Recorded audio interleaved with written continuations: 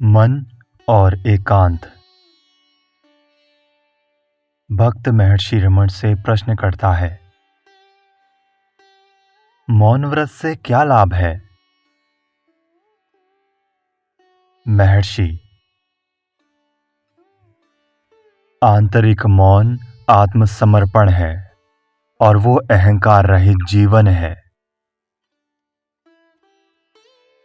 भक्त पूछता है, क्या सन्यासी के लिए एकांत आवश्यक है? महर्षि, एकांतता मनुष्य के मन में है। अपार जन समूह में रहकर कारोबार चलाते हुए यदि मनुष्य मन की संपूर्ण शांति कायम रख सके तो वो सचमुच एकांत का ही सेवन करता है। जो मनुष्य वन में रहते हैं पर मन को निग्रह में नहीं रख सकते, उन्हें एकांतवासी कैसे कह सकते हैं? इसलिए एकांतता सचमुच मन की एक वृत्ति मात्र है। सांसारिक वस्तुओं में आसक्त मनुष्य एकांत सेवन नहीं कर सकता। चाहे जहां रहे, अनासक्त मनुष्य सदा एकांत का ही सेवन करता रहता है। भक्त, मौन क्या है? महर्षि, वाणी और विचार इन दोनों से परे की जो स्थिति है वो मौन है। वो एक प्रकार का मानसिक क्रिया विहीन ध्यान है। मन को वश में करना यही ध्यान है। गहरे ध्यान का मतलब निरंतर वाणी है। मौन नित्य वाणी है। वही भाषा का 12 मासी प्रवाह है। बोलने से वो रुक जाता है। शब्द उस मूक भाषा को रोकते हैं। एक मनुष्य घंटों व्याख्यान सुनकर आनंदित होता है, पर वो अपने को सुधार नहीं सकता है। दूसरी तरफ मौन शाश्वत होकर सारे मानव समाज का कल्याण करता है। मौन का अर्थ ही वाक्पटुता है। मौखिक व्याख्यान में मौन की जितनी वाक्पटुता नहीं होती। मौन निरंतर वाणी है। वो सर्वोत्तम भाषा है। एक ऐसी स्थिति होती है जहां शब्द रुक जाता है और वहां मौन फैलता रहता है। भक्त, तब फिर हम अपने विचारों को एक दूसरे पर कैसे प्रकट करें? महर्षि, ये तभी आवश्यक है जब द्वैत भाव रहता है। भक्त पूछता है, आप जगह जगह जाकर लोगों में सत्य का प्रचार क्यों नहीं करते? महर्षि, तुमने कैसे जाना कि मैं वैसा नहीं कर रहा हूं? क्या मंच पर चढ़कर उपस्थित लोगों के समक्ष भाषण देने में ही उपदेश कार्य समा जाता है? उपदेश करने का मतलब है ज्ञान का सरल दान। वैसा करने का एकमात्र सच्चा मार्ग मौन ही है। कोई मनुष्य 1 घंटे तक भाषण सुने, वो अपने को सुधारने के लिए वहां से एक प्रेरणा लेकर ना लौटे तो उस मनुष्य के विषय में तुम क्या समझोगे?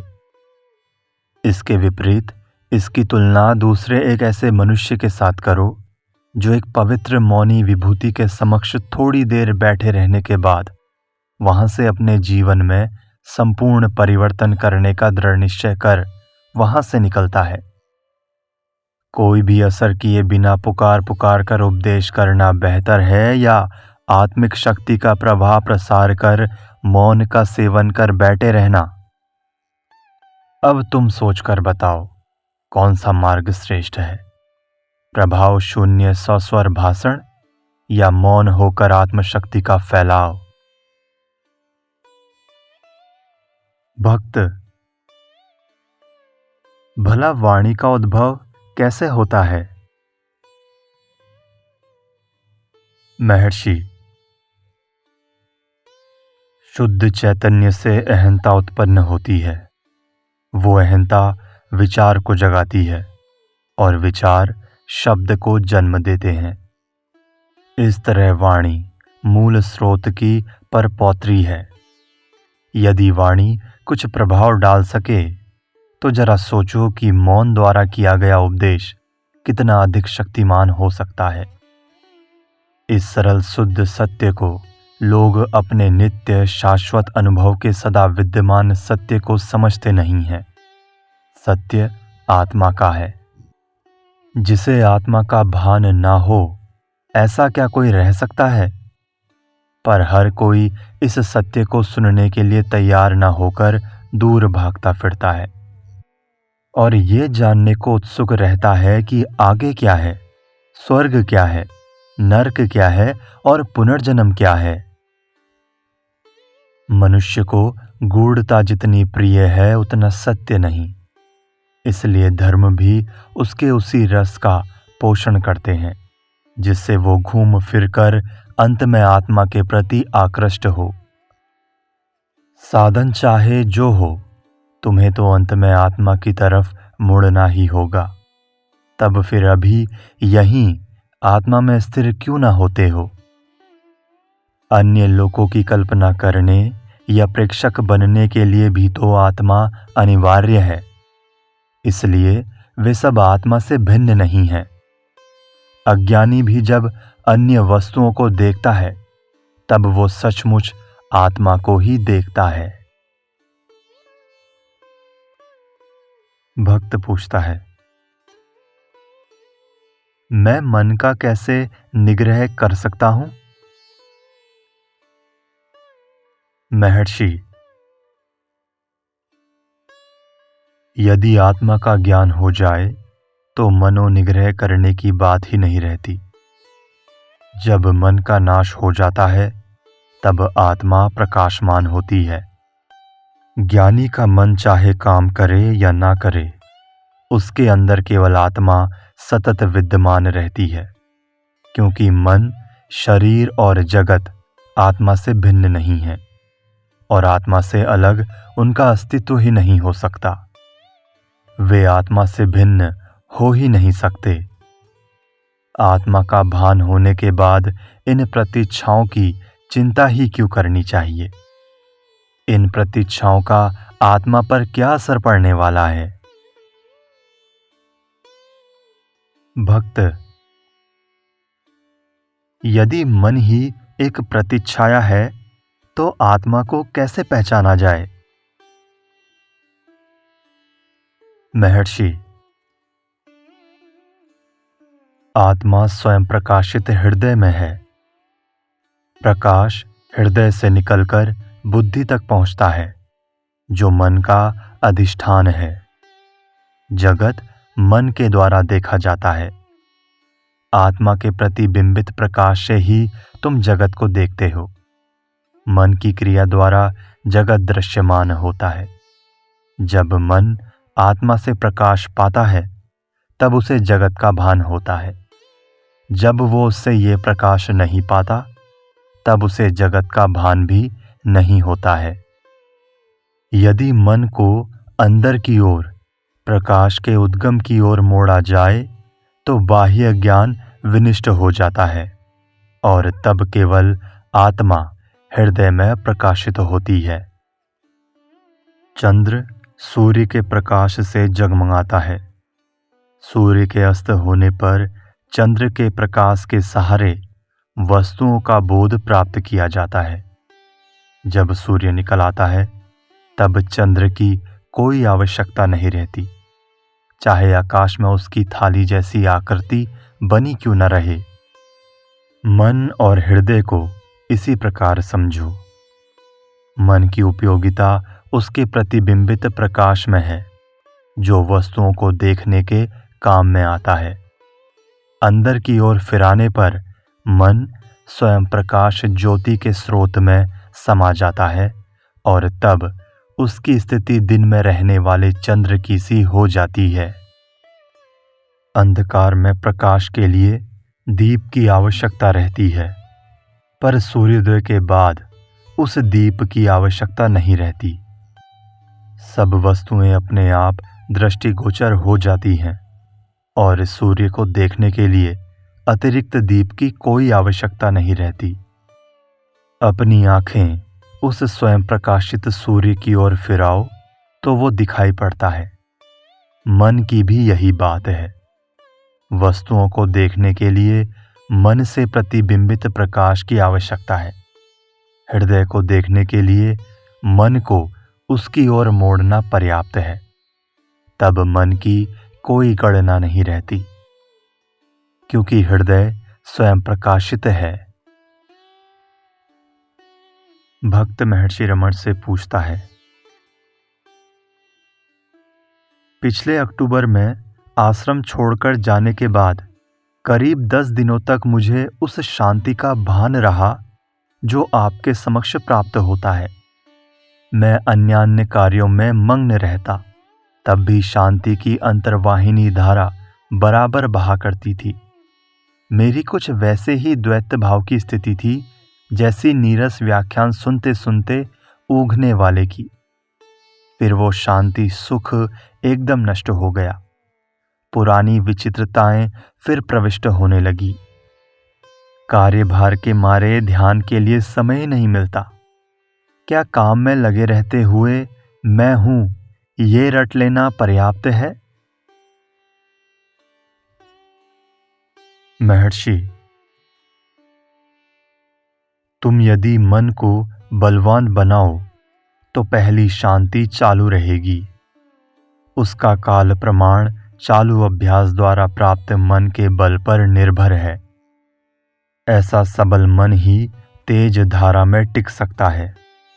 उस स्थिति में काम में लगे रहो या ना रहो, धारा प्रवाह में कोई अंतर या रुकावट नहीं पड़ती। बाधा डालने वाला कर्म नहीं है, पर मैं करता हूं ये विचार ही बाधा डालता है। भक्त पूछता है, मन को बलवान बनाने के लिए क्या किसी विशेष ध्यान की आवश्यकता है? महर्षि, जो कुछ काम करो वो तुम्हारा नहीं है, ऐसा ख्याल अपने समक्ष रखो तो पर्याप्त है। इस ध्यान के लिए आरंभ में कठिन प्रयत्न आवश्यक है, पर धीरे धीरे ये सहज और स्थिर बन जाता है। काम अपने आप चलता रहेगा और तुम्हारी शांति निश्चल टिकी रहेगी। ध्यान तुम्हारा सच्चा स्वभाव है। अब तुम उसको ध्यान ये विशिष्ट नाम देते हो, क्योंकि तुम्हें विचलित करने वाले कई तरह के विचार सता रहे हैं। जब इन विचारों को हटा दिया जाएगा, तब तुम अकेले बाकी रह जाओगे, अर्थात विचार मुक्त ध्यानावस्था में रहोगे। यही तुम्हारा सच्चा स्वभाव है। दूसरे उन सताने वाले विचारों से मुक्त होकर तुम इसी स्वाभाविक स्थिति में पहुंचने का प्रयत्न करते हो। उन विचारों को दूर करने की क्रिया को ध्यान कहते हैं। जब यह अभ्यास पक्का हो जाता है, तब सच्चा स्वभाव सच्चे ध्यान के रूप में व्यक्त होता है। भक्त कहता है, परंतु ध्यान में लगने पर अन्य विचार बड़े जोर के साथ सताने लगते हैं।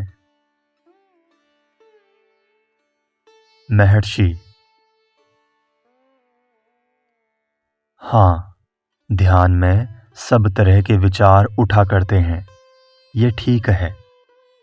तुम्हारे अंदर जो कुछ विचार छिपे हुए हैं, उन्हें बाहर निकलना ही है। यदि वे नहीं निकलेंगे तो फिर उनका नाश कैसे होगा? विचार अपने आप उठा करते हैं। वे यथाक्रम विनिष्ट होने के लिए ही उठते हैं। इस प्रकार विचारों के नाश होने पर मन बलवान हो जाता है। भक्त, उपद्रवी मन को शांत और निश्चल कैसे बनाया जा सकता है? महर्षि, या तो उसकी जड़ तक यहाँ तक पहुँचो कि वो बिल्कुल गायब हो जाए, या फिर भगवान की ऐसी शरणागति स्वीकार करो कि वो बिल्कुल मर जाए। आत्मसमर्पण और आत्मज्ञान एक ही हैं। दोनों में आत्मसंयम अंतर्गत है। परमेश्वर की शक्ति को जब अहंकार पहचानता है, तब वो शरण में आता है। भक्त कहता है, संसार ही मन को चंचल करने का मुख्य कारण मालूम पड़ता है। उससे मैं कैसे बच सकता हूं? मानसिक शांति प्राप्त करने का एक अच्छा उपाय क्या संन्यास लेना है? महर्षि, संसार केवल तुम्हारे मन में है। जगत सदैव ये नहीं कहता रहता कि लो मैं ये रहा। यदि वैसी वस्तु स्थिति होती तो वो कायम के लिए बना रहता और तुम्हें निद्रा में भी उसके अस्तित्व का बोध बना रहता। परंतु नींद में तुम्हें वो बोध तो होता नहीं है, इसलिए वो अनित्य है, इसलिए वो निसत्व है। सत्य रहित होने से आत्मा ही उसको आसानी से जीत सकता है। आत्मा ही नित्य है। आत्मा को अनात्मा से ना मिलाना ही सन्यास है। जिस अज्ञान के कारण ये मिथ्या धारणा बनी रहती है, उस अज्ञान के दूर होते ही अनात्मा का अस्तित्व मिट जाता है। यही सच्चा सन्यास है।